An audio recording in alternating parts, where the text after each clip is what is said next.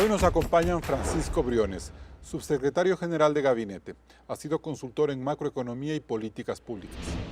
María Belén Arroyo, editora política de la revista Vistazo, periodista de investigación. Y completa este panel Mauricio Alarcón, jurista y director ejecutivo de la Fundación Ciudadanía y Desarrollo.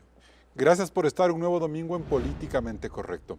En el programa de hoy hablaremos de la nueva estrategia que el presidente Guillermo Lasso se ha trazado para evitar que el bloqueo de las distintas fuerzas políticas terminen por inmovilizarlo. ¿Cuáles son hoy las prioridades del gobierno y sobre todo, cuál es ese mapa de aliados y adversarios que el régimen tendrá que administrar? Claudia. Carlos, quizás sea preciso contarle a la audiencia que en los últimos días el presidente Lasso lidia con un doble conflicto. El primero es con la Asamblea y surgió antes de su posesión. Su ruptura con el Partido Social Cristiano, su alianza con el siempre impredecible movimiento Pachacutic, el ataque recibido por los Pandora Papers desde el correísmo y el bloqueo a las leyes presentadas por el Ejecutivo se transformaron en una crisis permanente que estalló con la arremetida contra Javier Hervas de la izquierda democrática. De hecho, Lasso optó por cerrar todo tipo de entendimiento con la Asamblea cuando dijo lo siguiente. Estos señores de la Asamblea Nacional lo único que han hecho es hacer perder una oportunidad a esas mujeres y a esos jóvenes ecuatorianos, porque son ladrones y corruptos, hay que decirlo claro, y ustedes lo saben y están indignados contra estos políticos. Entonces, la muerte cruzada estuvo el viernes 25 de marzo a horas de ser decretada, pero el presidente desistió. En el fondo había un segundo conflicto por resolver y quizás el más dramático, pues dentro de su gobierno hubo dos posiciones marcadas, la del Grupo de Guayaquil y la Fundación Ecuador Libre, muy cercano a su entorno y opuesto a cerrar la Asamblea. Hablamos de Aparicio Caicedo, Iván Correa, Fabián Pozo, Eduardo Bonilla y Francisco Briones. Y del otro lado estaba el grupo vinculado a la desaparecida Democracia Popular, con Osvaldo Hurtado, Alexandra Vela, Diego Ordóñez, Carlos Gijón e incluso el canciller Juan Carlos Holguín, que por la magnitud del bloqueo veían justificable que Lasso tomara esa medida. En esa tensión, incluso el gobierno de Estados Unidos se puso del lado de que Lasso mantenga las instituciones y ensaye una nueva forma de gobernar que consiste en lo siguiente. Ese Suzuki Forza lo vamos a tunear, como se dice en términos automovilísticos, lo vamos a mejorar a punta de decretos, a punta de reglamentos, para impulsar esa inversión y para impulsar la generación de empleo. Esta tensión interna produjo la salida de Vela del Ministerio de Gobierno y la de Gijón de la vocería presidencial, a la espera de que Francisco Jiménez, exasambleísta de Creo, logre los acuerdos que de momento no son claros de establecer, donde necesariamente entrarán en juego el PSC, UNES y los demás bloques. Por eso debemos preguntarnos si el país se dio una nueva oportunidad en cuanto a la gobernabilidad y bajo qué condiciones. Carlos, inicias el debate. Bien, gracias por ese análisis, Claudia. Y empezamos el debate con Francisco Briones. Muy buenos días. Francisco, la muerte cruzada ya no es una opción. Y en el cambio de ministros, el de Francisco Jiménez por el de Alexandra Vela, hay buenas reacciones de parte del correísmo. Entonces uno se plantea una primera pregunta. ¿El nuevo momento del presidente Lasso en busca de la gobernabilidad es volver a dialogar con UNES? Muy buenos días, Carlos. Gracias por la invitación. También un saludo a todos los ecuatorianos. La principal preocupación del presidente Guillermo Lasso y del gobierno nacional es la paz y la estabilidad de la vida de los ecuatorianos. Lo que buscamos es mantener y seguir impulsando esa fuerza que viene desde la vacunación de los 9 millones de ecuatorianos en los primeros 100 días de gobierno, la generación de 285.000 plazas de empleo hasta finales del año pasado, el incremento del salario básico, los 3.000, 4.000 millones que van firmados de contratos de inversión para la reactivación productiva. Todo eso de allí merece y necesita estabilidad y paz. Pero claro, pero todo eso se estrellaba contra una pared que era la Asamblea, ¿no es cierto? Y veíamos que hasta la semana pasada no había por dónde darle orden y fuerza a ese proyecto del gobierno. Entonces el presidente dice, bueno, con la Asamblea no cuento y surge la muerte cruzada y finalmente el presidente retrocede en esa decisión. Es decir que recurre nuevamente a entenderse con la Asamblea, pero quizás con nuevos actores, esta vez con UNES. Mira, lo importante aquí es que los ecuatorianos necesitan paz, estabilidad y puentes entre los actores políticos para que se pueda ejecutar el plan de gobierno del presidente Guillermo Lasso y que está enfocado sobre todo en la generación de empleo y en la reactivación de la economía. Con incertidumbre no puede llegar paz. No puede llegar el empleo, con incertidumbre no puede llegar la inversión para generar las oportunidades para los ecuatorianos. Pero esa incertidumbre entonces hay que eliminarla de alguna manera. ¿Y es lícito volver a abrir diálogos en la Asamblea? ¿Usted cree que hay que trabajar otra vez en eso? Es la misión del nuevo ministro de Gobierno, Francisco Jiménez, tender puentes entre todos los actores políticos que estemos de acuerdo en generar empleo y oportunidades para los ecuatorianos. Perfecto, bien. María Belén Arroyo, buenos días. ¿Por qué el presidente finalmente desecha la muerte cruzada? En el análisis que nos presentaron al inicio, efectivamente coincidimos en la información. Este viernes fue definitivo, el último viernes en el cual efectivamente estaban en análisis o en bandeja estas opciones, y entendemos que la decisión final obedece a un tema de no desinstitucionalizar, pero que hay también un componente de coherencia. Estamos hablando de una ley para atraer inversiones y estamos generando un panorama altamente reñido, claro, con una atmósfera que llame a inversiones. Entonces, entendemos que es parte del análisis que se impone. Ahora, sí, justamente tú preguntas, y creo que el tema es, sí, el presidente Lasso, y elevemos esta pregunta a Francisco Briones y a Mauricio, si es que el presidente Lasso ha decidido romper con la lógica del diálogo partidista y establecido la lógica del diálogo individual con los actores políticos que están legítimamente representados en la Asamblea, más allá de que sus actos han venido desdiciendo de su o sea, tú ves un momento distinto en cuanto a la forma de dialogar, porque el presidente vuelve a hablar de diálogo. Y ese no es un diálogo entre bancadas necesariamente, sino un diálogo personal. Posiblemente, y me parece que esta pregunta hay que trasladarla así, con esta claridad a nuestros... ¿Usted le ve así, Francisco? Toda forma de diálogo es positiva, es bienvenida en el gobierno del encuentro. Así no sea institucional con la bancada, es decir, no con el correísmo, pero sí con Pavel Muñoz, sí con Ronnie Aliaga o con el asambleísta que sea, para sumar votos, no importa de qué color sean. Mira, de forma institucional o de forma personal, el diálogo es positivo, tener el puente cruzado es positivo, porque lo que debe unirnos es el mismo objetivo de crear oportunidades para los ecuatorianos. Eso sí, lejos, y mantenemos esa postura, lejos y aparte de los chantajes y de la manera tradicional de hacer política en el Ecuador, que eso es lo que estamos tratando de nosotros instaurar, una nueva forma de hacer política en el Ecuador. ¿La relación con Guadalupe Llori queda rota, María Belén? Tú hablaste con ella hace unos 15 días en la revista Vistazo y ella se sentía todavía muy cómoda con el respaldo político que le dio el presidente. A ver, justamente, nosotros la entrevistamos hace 2 semanas, ella nos hace la relación ahí de que, en palabras de ella, el finado César Monge fue el canal que le avisa que hay los votos para que ella sea designada, que no hay el tiempo necesario suficiente, que solamente ese rato ella tiene conocimiento, es decir, deja claro que ella no ha pedido, no ha negociado en ese momento nada. Pero este rato ha cambiado el escenario dramáticamente y vamos a ser claros, Pachacuti y la izquierda democrática dejaron de ser esta especie de amigos con derechos del gobierno, del ejecutivo, y ahora tenemos esta relación que le vamos a llamar enemigos íntimos. Y como han dado muestras... Durmiendo con el enemigo. Puedes ir más allá. Pero como han dado muestras directas, fehacientes, de que estas organizaciones políticas no tienen una estructura orgánica, que no tienen organicidad en el discurso, por eso es que yo veo que la salida es el diálogo. La izquierda democrática no tiene estructura.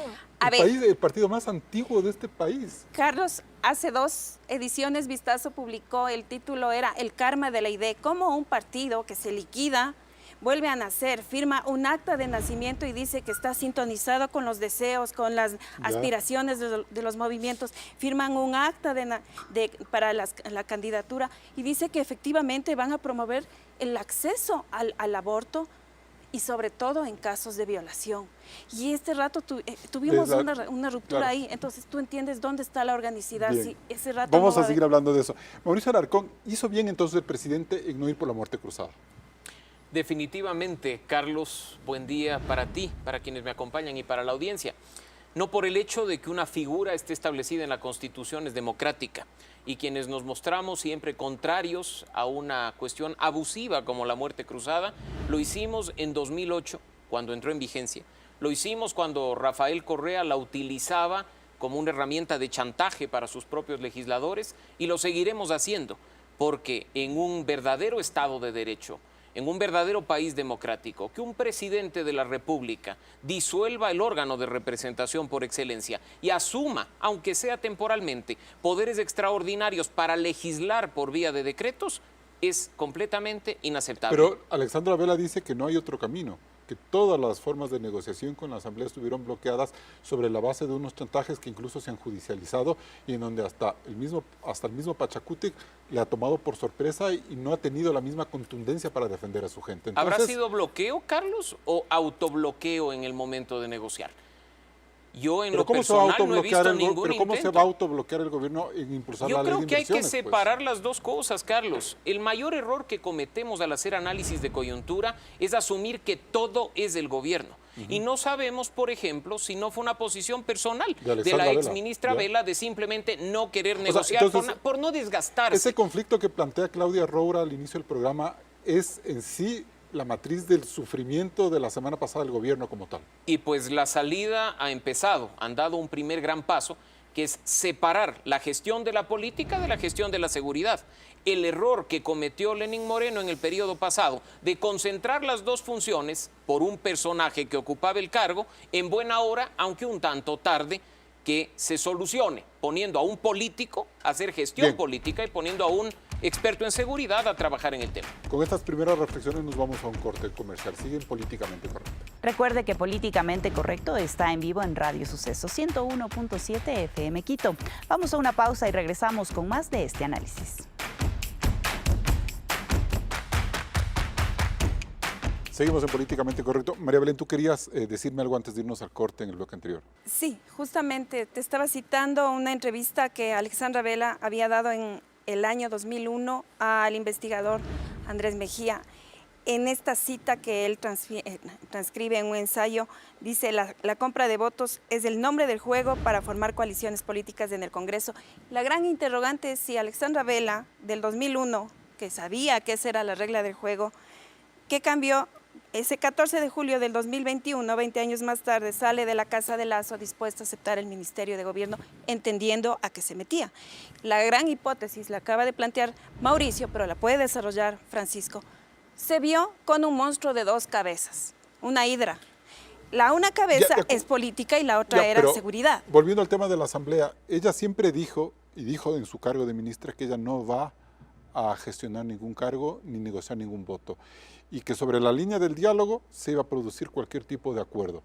Como no hubo diálogo, como no hubo bloqueo, entonces su gestión aparentemente es ineficiente. Y ella dice: porque yo no me presté para vender nada, porque no voy a salir a mis años de experiencia política con la sombra de que vendí algún cargo. Posiblemente el error estratégico de ella fue no negarse a conducir o a enfrentar esta hidra de dos cabezas, que era seguridad y política. Ella podía haber dicho: me encargo de una sola, pero cada vez que hay una masacre carcelaria, ¿a qué cabeza de turco iba toda? A ella. A pesar de que no le tocaba directamente, claro, ella no era la directamente encargada. ¿Qué quiere decir?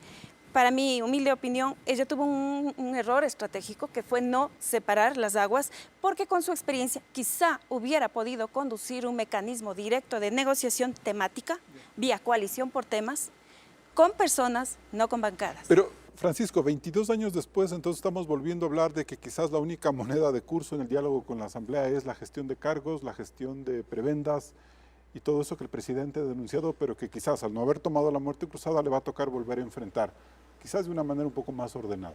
No necesariamente. Yo destaco de la intervención que vimos al inicio del presidente aquel día, aquella tarde después del resultado de una Asamblea Nacional, más allá de todo lo que se dijo, yo rescato es la evidenciación a la ciudadanía ecuatoriana de una realidad que quizás se comentaba mucho, pero que se había enfrentado o expuesto lo suficiente como para que tratar de dar un viraje en esta nueva forma de hacer política. la división del ministerio en esta semana, estamos haciendo y continuando en las acciones para fortalecer lo que ya se ha hecho en materia de seguridad y también para enfocar el trabajo político para empezar a tender los puentes y poder empezar a lograr la ejecución del plan del gobierno del presidente Guillermo Lasso. Pero si a Alexandra Vela no le funcionó el diálogo político y el diálogo por las consignas y por los argumentos, ¿qué nos garantiza que a Francisco Jiménez sí le va a funcionar? Si es que no es, por un lado, este tema preocupante de la compra de votos que el mismo presidente le ha puesto en tela de duda, ¿no? Mira, la articulación entre todas las funciones del Estado es importantísimo. Tiene un gran factor a su favor, Francisco, el ministro Jiménez, es que él viene de la Asamblea. Él viene de ahí adentro entendiendo las dinámicas de esta Asamblea. Él viene entendiendo las dinámicas de esta Asamblea, sabiendo también, estando en la comisión que debatió la última ley, y me parece que es bastante relevante e importante destacar eso y la capacidad y el lineamiento que tiene también ahora de parte del presidente para tender puentes y lograr los acuerdos para la ejecución del plan de gobierno. Ahora, Mauricio, vemos que hay un nuevo momento en el gobierno, eso es un poco lo que se nota. ¿Pero hay una nueva estrategia, una cosa innovadora en eso? ¿O simplemente hay lo que yo me temo lastimosamente y que quizás a lo mejor Francisco lo deba percibir? Un presidente como Lucio Gutiérrez, que terminó al vaivén de cómo lo utilizaba la Asamblea y cómo termina luego desechado por esos grupos que ya logran sus beneficios. Y más grave aún, Carlos, sería que termine siendo una rectificadora, que de semana a semana cambie de criterio o quiera corregir las metidas de pata como sucedió en el gobierno de Lucio Gutiérrez. Pero tú topas un tema medular, el de la estrategia, porque negociación o diálogo no es sentarse en una mesa los unos y los otros, verse la cara, darse un abrazo y aplaudirse. Parte de esa estrategia de diálogo es también incorporar a los ciudadanos. A propósito del proyecto de ley de inversiones, creo que muchos nos preguntamos, ¿cuál era el contenido del proyecto de ley? ¿El gobierno se preocupó de dar a conocer a la ciudadanía el contenido del proyecto o ganó la estrategia fácil de los otros de hablar de ley de privatización? ¿Cómo se da a conocer una ley de esas? Con una buena estrategia de comunicación. ¿Que una cadena nacional? No, Carlos, y si algo ha fallado en este gobierno, y hay que decirlo, es la comunicación. ¿Pero cómo se da Porque una no es nueva lo mismo estrategia? vender el servicio de un banco que vender el proyecto de ley X, porque no es lo mismo vender un producto como una copa de agua que decirles a los ciudadanos, miren, aquí está el problema político. ¿A qué ciudadanos? A todos, Carlos. ¿Pero cómo? La política importa. Lo peor que puede hacer un gobierno, lo peor que puede hacer la opinión pública es creer que a los ciudadanos no nos importa lo que está pasando en el país. Y si bien es cierto que tenemos preocupaciones por la inseguridad, por la falta de empleo, por los temas económicos, también estamos hastiados de la pugna política, de la confrontación entre unos actores y otros por la voracidad del poder. Y creo que ahí hay que prestar atención. Diálogo perfecto. Creo que han dado el primer paso, insisto, poniendo a alguien, como lo ha dicho Francisco, con capacidad de dialogar por venir de adentro, pero ahora incorporen a los ciudadanos en la estrategia. Hay innovación, o sea, la innovación debe ir por esa incorporación de los ciudadanos. Es parte del tema. Pero eso es lo que se quiere hacer con la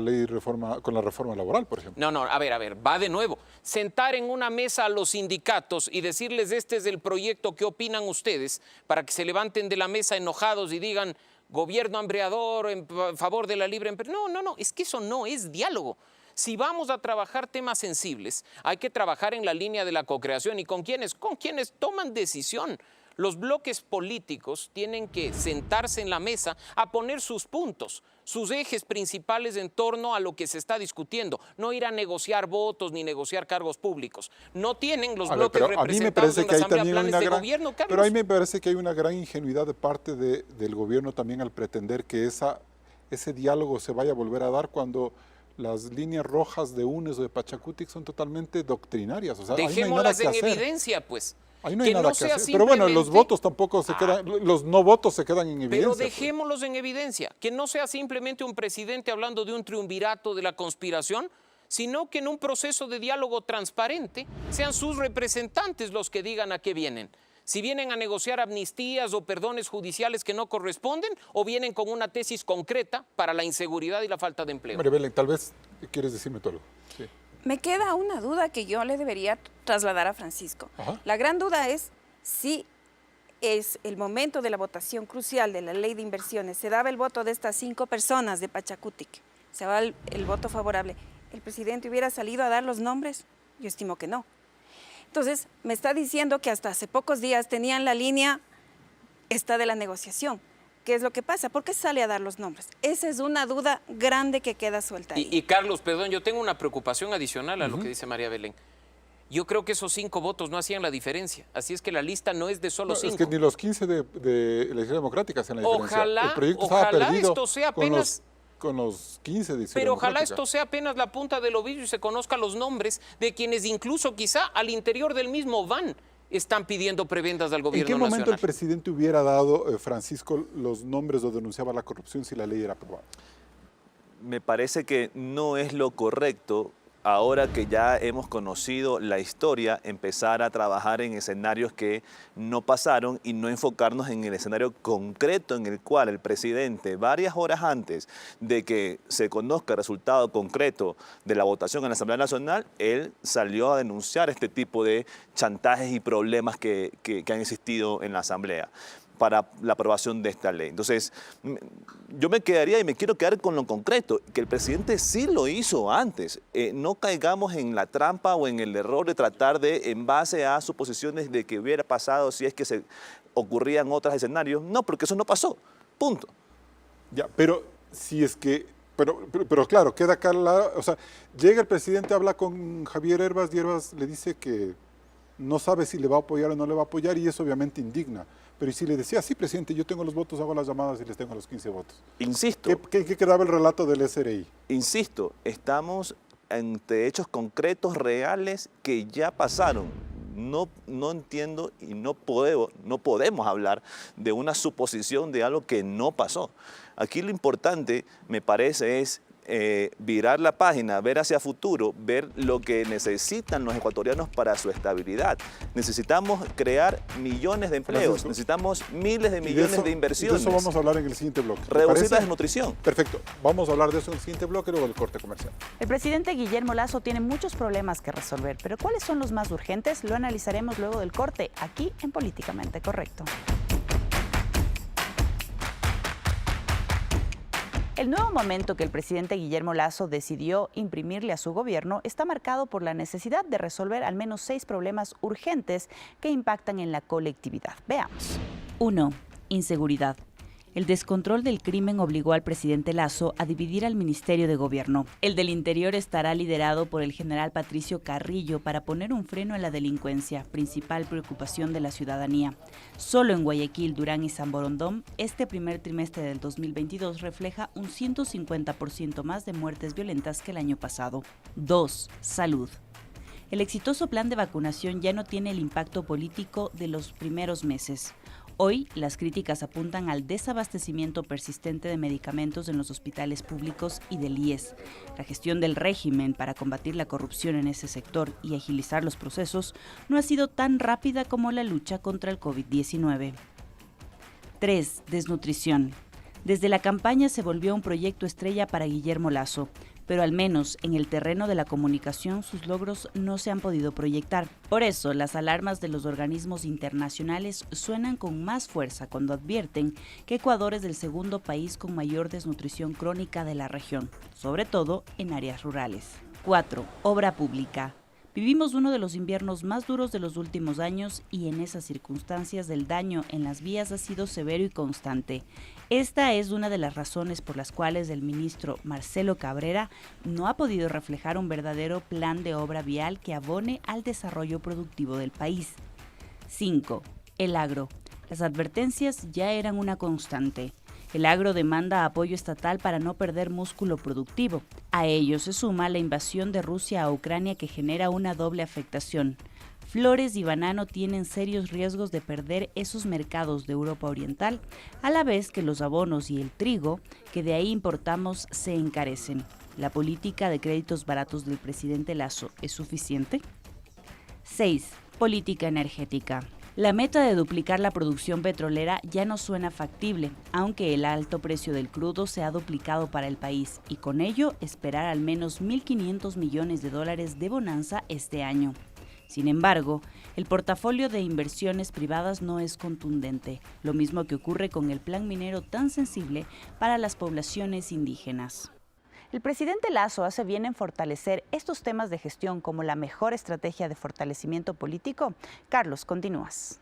Bien, gracias, Claudia. Y es así, Francisco, porque son temas que no necesariamente tienen que ver con una negociación con la Asamblea, pero que ahí se encuentran ya signos de debilidad y de desprolijidad quizás en estos 10 primeros meses de gobierno. Es buenísima tu comentario, Carlos.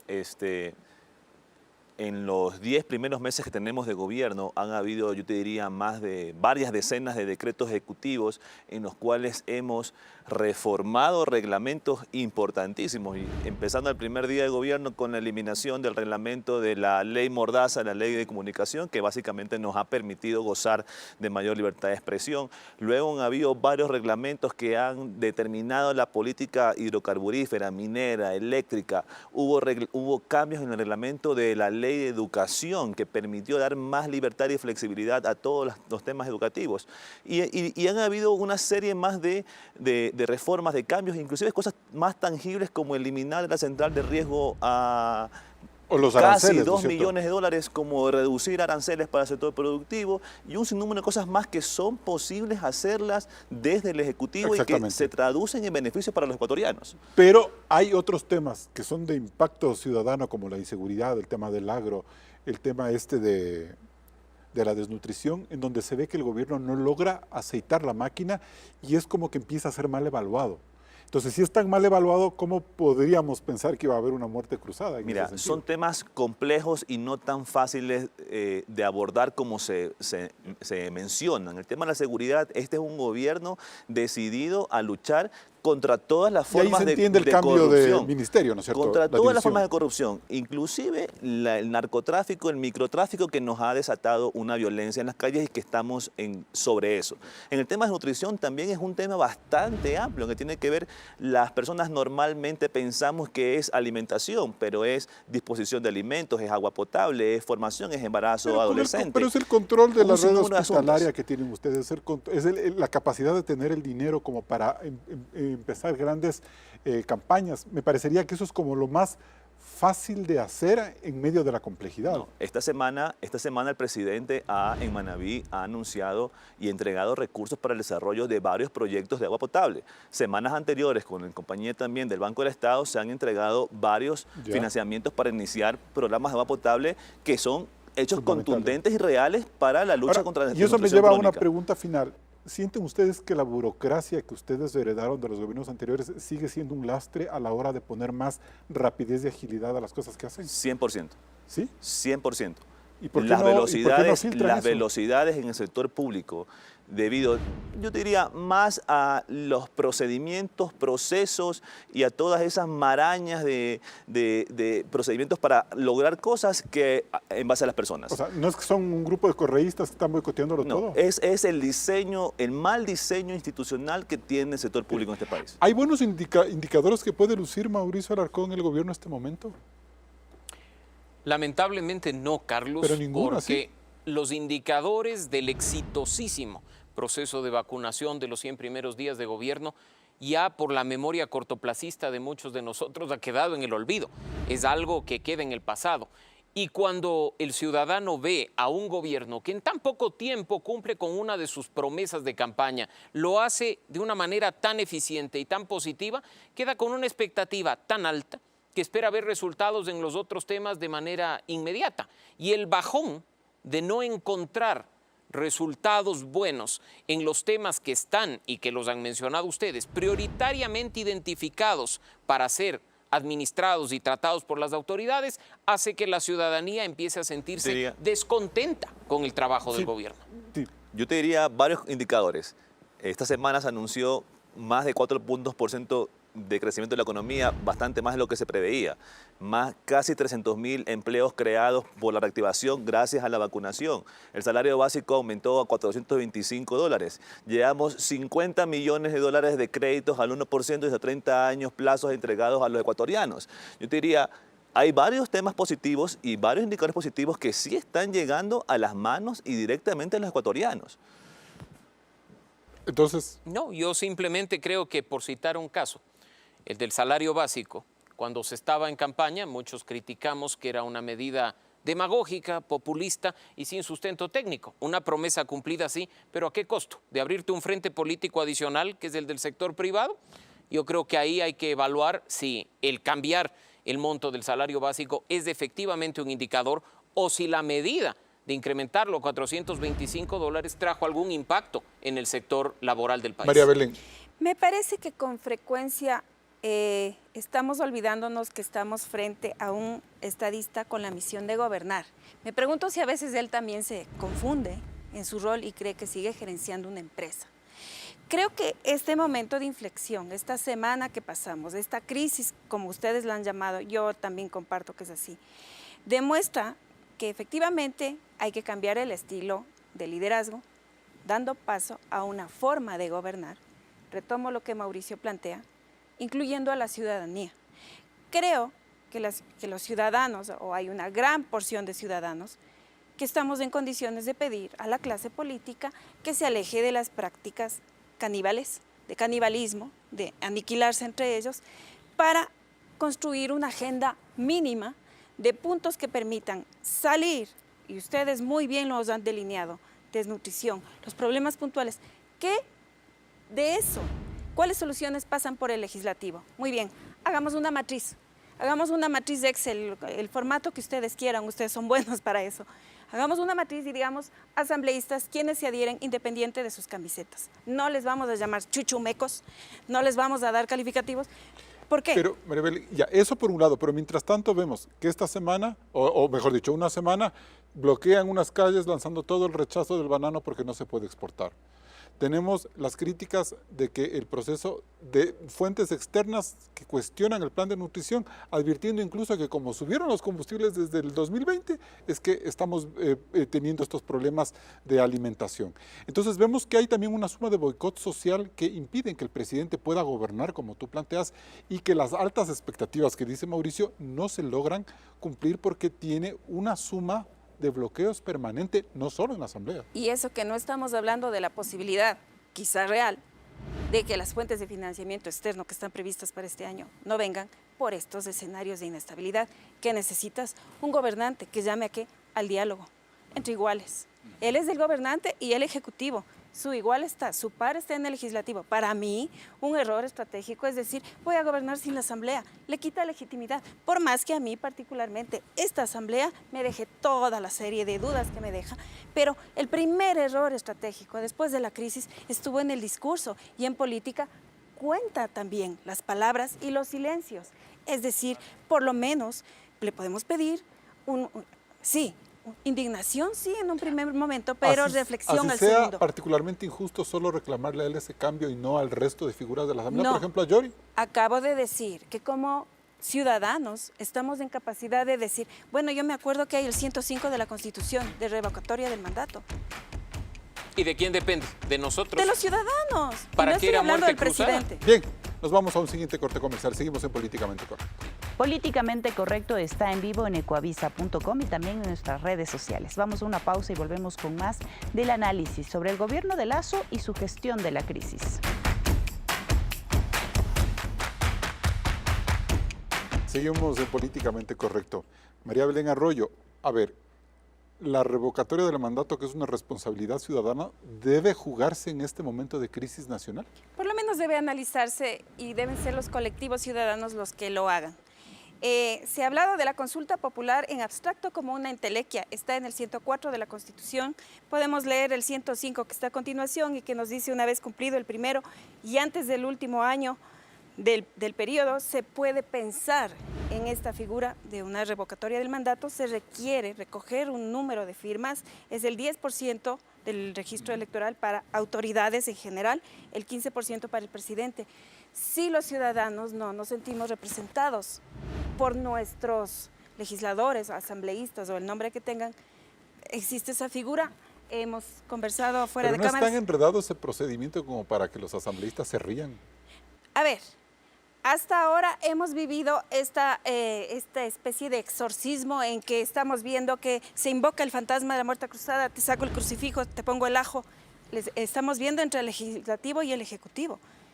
¿Qué tal si les damos voz a los ciudadanos para que puedan decir a la clase política, dejen esas prácticas, o les mandamos a la casa? Porque realmente lo que están haciendo no nos representa y están actuando como dueños del poder cuando solo son los custodios del poder que les entrega el pueblo. ¿Pero eso es posible en realidad desde la ciudadanía? Totalmente posible.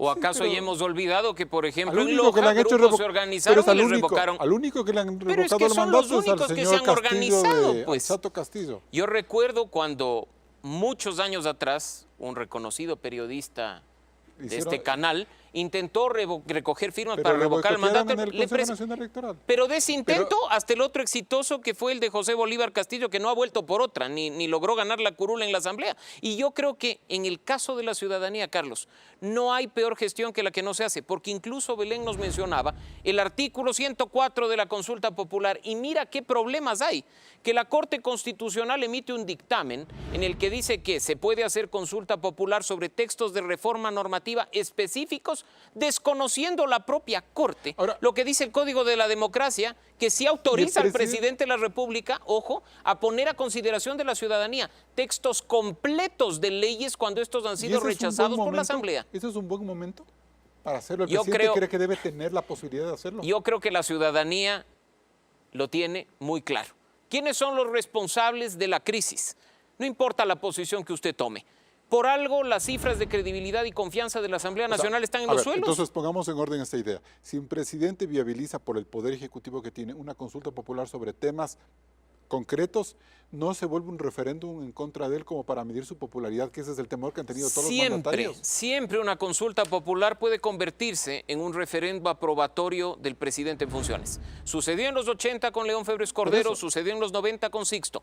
En las circunstancias actuales, sin duda es preferible correr ese riesgo al de la muerte Ya, cruzada. perfecto. Francisco Briones, ahora bien, yo tengo la información, tengo entendido que el presidente Lasso está por dirigirse a la ciudadanía de alguna manera y mostrar o lanzar una suerte de contrato social, donde va a hablar de los temas en los que él quiere trabajar y poniendo las líneas rojas sobre las cuales él no piensa transgredir o traspasar. ¿Eso es cierto? Los temas son claros, sobre todo y particularmente la economía y la seguridad. La economía para la generación de empleo y la seguridad para empezar a quitar de las calles el terror que ya hemos logrado quitar de las cárceles. Entonces, efectivamente, este gobierno, el presidente Guillermo Lasso, está por definir una agenda económica, una agenda enfocada en la generación de empleos y en cómo lograr y seguir logrando reactivar la economía, a pesar de que ya no se tiene el Ferrari que él llamó, que fue la ley de O inversiones. sea, seguimos con el Suzuki Forza. Tuneado. Pero ahora, pero en eso quiere decir que sí va a haber un relanzamiento del gobierno en los próximos días, o sea, con toda la pompa incluso que eso merece. Mira, más allá de un relanzamiento es un focalizar el trabajo en aquello que puede y debe hacer el Ejecutivo a pesar de las decisiones que pueda tomar la Asamblea. Ahora, yo entiendo que el presidente titubee en la forma de enviar un proyecto de ley o de finalmente ya enterrar ese fantasma de la muerte cruzada, pero ¿por qué titubea tanto con la idea de una consulta popular? ¿Por qué ha sido tan, no sé, zigzagueante a la hora de decir, bueno, hay una consulta popular, como dice Mauricio Alarcón, la forma de legislar es de manera directa y donde la ciudadanía hable de reforma laboral e incluso sea un campanazo de alerta para la Asamblea? Mira, siempre es correcto lo que mencionas, está siempre evaluándose todas las alternativas constitucionales. ¿Pero de qué depende, Francisco? ¿Por qué tantas largas a un tema que se pierde o se gana ya? Para empezar, depende de tener listos todos los temas que son necesarios consultar a la ciudadanía. Y ahí hay temas políticos desde electorales, hay temas de distribución de la Asamblea, hay temas de primera o en segunda vuelta se eligen funcionarios en la Asamblea, hay temas ambientales, hay temas relacionados al extractivismo, hay temas relacionados también a las inversiones, al empleo, a la flexibilidad laboral. Y no hay un olvidemos, sinnúmero de perdón, temas que deben ser considerados para poder abordarlos y plantearlos de la forma correcta a la ciudadanía. no olvidemos que una consulta pasa por un control constitucional y acaba de Es haber correcto. una reconformación de la Corte Constitucional. Exactamente. Ese es otro escenario donde se tiene que tomar en O cuenta. sea, sí debería ser la no consulta es- popular un buen contrato social como para que antes del 24 de mayo el país sepa hacia dónde queremos ir ya, incluso con las cartas echadas en materia legislativa. Tú lo dices claro, antes del año ya tenemos la necesidad de reformular. Es sin duda alguna, es una oportunidad de oro para recomponer muchas cosas que están desbaratadas y, como dice el presidente, descuajeringadas. Los pies por la cabeza, los cerebros lo están por las patas en muchas cosas. Entonces, no podemos o simplemente decir envía preguntas a la ciudadanía, hay que estructurar bien, como bien lo mencionaba hace un momento Mauricio, en conjunto con la ciudadanía, en conjunto con los grupos allegados a los Mauricio, temas. se han demorado, ¿no? O sea, se ha demorado, no ha Sin habido duda, coherencia en sin ese duda, tema. porque hubiera sido un éxito tener listo una consulta popular para lanzarlo tan pronto la ciudadanía veía el éxito de la campaña de vacunación, por citar un ejemplo. ¿O tan pronto Y- negaban el proyecto de ley de inversiones o no? No. En ese caso yo creo que hay que pensarlo de manera mucho más estratégica, porque va de nuevo. Si la gente, si los ciudadanos comprendieran perfectamente bien lo que dice en el proyecto de ley de inversiones, incluso tendríamos peores reacciones al rechazo de la Asamblea Entonces, Nacional. La agenda puede ser revocatoria por un lado y consulta popular Pero por por otro. supuesto que sí. Por supuesto que sí. Es un deber ciudadano no dejar todo en manos de los políticos. Sí, estamos nosotros cruzados de brazos esperando que un Mesías desde Carondelet nos solucione la vida o que 137 almas en pena nos transformen de la noche a la mañana nuestro día a día, pues creo que estamos siendo bastante ilusos. ¿Volvemos a conversar otra vez con Correa y con Nebot en este momento, Francisco Briones? ¿Esa es la prioridad? La verdad es que ponerle nombres y apellidos a los diálogos es irrelevante cuando podemos encontrarnos en los acuerdos necesarios que pongan por delante las necesidades del día de hoy de los ecuatorianos. Con la ley de inversiones nosotros buscamos imprimirle velocidad y mostrar la urgencia de crear empleo y de crear el panorama para poderle darle seguridad jurídica y certeza, certidumbre a las grandes inversiones al desarrollo industrial, para la exportación del Ecuador, para fortalecer la dolarización. Lamentablemente hubo ese revés y la velocidad ya no puede ser la misma, sin lugar a dudas. Pero eso significa porque no es posible para usted en este momento ver que se puede presentar otra ley. No es posible ahorita, Porque Pavel como está Muñoz la- ha dicho, sí, la ley, pero en estas condiciones. las condiciones de UNES. como está la Asamblea, es muy complicado presentar una ley. No, hay que ser estratégico, como lo mencionaba también Mauricio hace un momento, y calibrar. Ya veremos si en los diálogos que está empezando Lo que el me- nuevo ministro de Gobierno se halla el camino para poder Lo que me- presentar claro, una nueva lo que me propuesta. preocupa es Pero que yo no ese- quisiera adelantarme a eso Claro, todavía. lo que me preocupa un poco es que esa suerte de Suzuki Forza signifique no dar un gran salto a la modernidad en el tema laboral. por Bueno, ejemplo. hoy en Eso día, sí me preocuparía. hoy en día la realidad es un Suzuki Forza. Quizás mañana o pasado mañana ya no es el Ferrari, quizás es Pero un, es que en ese es un quizás se le van SUV los más 3 grande. años al presidente. Pero Entonces vamos él a no ver. puede quedar al vaivén de lo que la Asamblea le diga. Nosotros como Gobierno Nacional seguimos haciendo los esfuerzos para comunicarle a todas las partes pertinentes, a los trabajadores, a los estudiantes, a los empresarios, a las mujeres, a los jóvenes, a los jubilados inclusive, la necesidad de tener una reforma normativa en el tema laboral para, sí, flexibilizarlo, para mejorar las formas de contratación y adaptarlas al siglo XXI. Y no solamente al presente, sino también a lo que va a venir, que es todavía mucho más dinámico y mucho más acelerado. María Belén, un minuto para irnos a corte. Entonces, ¿es posible manejar estas dos importantes reformas meramente por decretos o sin una asamblea que le garantice unos acuerdos mínimos? Le doy la vuelta. Como ciudadanos debemos de exigir que cualquier acuerdo que se llegue sea transparentado. Si la agenda social cristiana es de reparto de entidades de control, la ciudadanía debe saber hasta dónde. O la de la impunidad, ¿no? Y si la agenda del correísmo es la impunidad, la ciudadanía debe poder le delego, no. Pero Usted mientras tanto produce. la gente necesita una reforma laboral, por ejemplo. Y sí me preocupa que eso a lo mejor quede como para el próximo presidente y que el presidente Lasso no logre empatar con su visión modernizadora que tiene ese tema. Justamente es un desafío y tiene que hacerlo, porque lo otro sería patear la pelota y que le caiga al otro, al que venga. Bien, me voy a un nuevo corte comercial y volvemos con las conclusiones.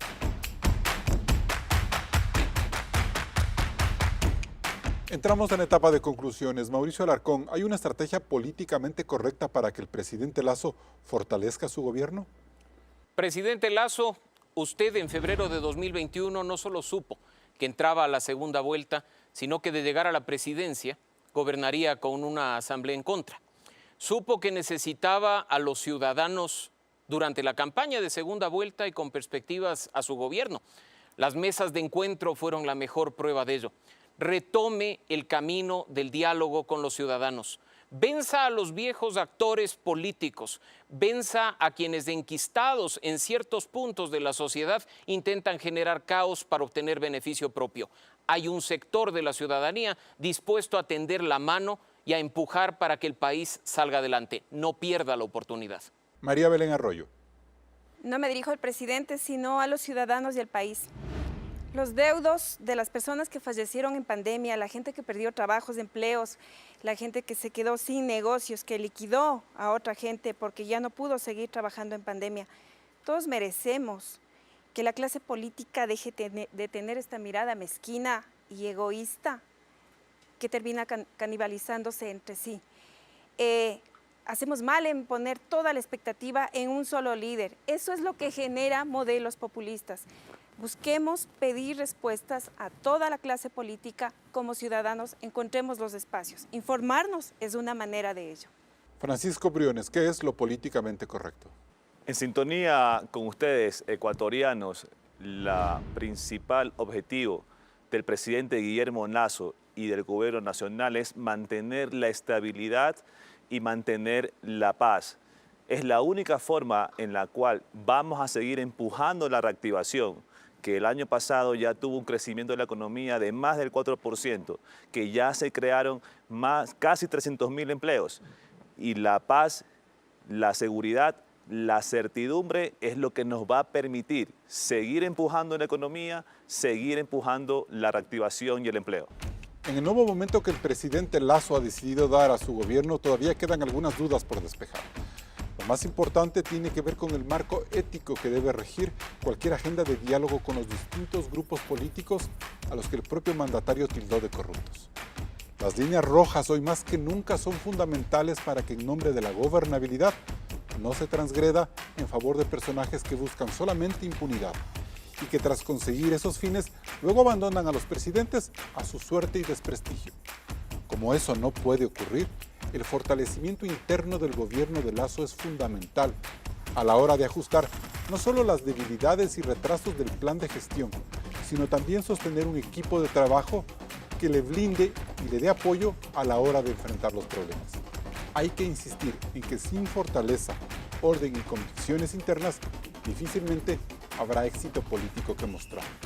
Hasta el próximo programa. Con estas reflexiones cerramos este debate de Políticamente Correcto. Tenemos una nueva cita el próximo domingo. Siga con la señal de Coavisa.